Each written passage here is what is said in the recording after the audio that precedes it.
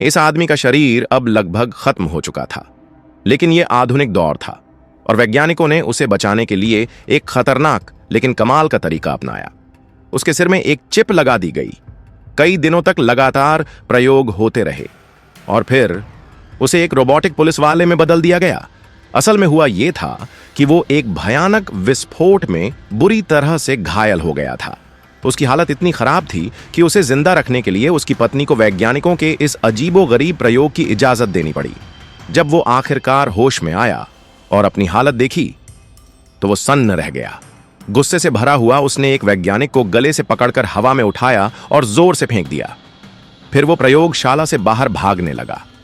अब उसके अंदर इतनी ताकत थी कि जो दीवारें आम इंसान के लिए पहाड़ थीं, वो उन्हें यूं ही पार कर सकता था।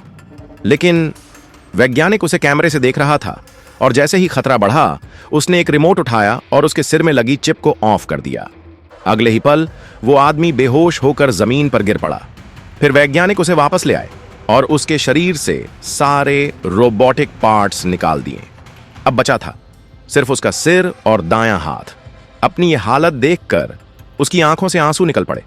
उसकी आंखों में था दर्द जिसे ना कोई मशीन समझ सकती थी और ना ही कोई साइंस।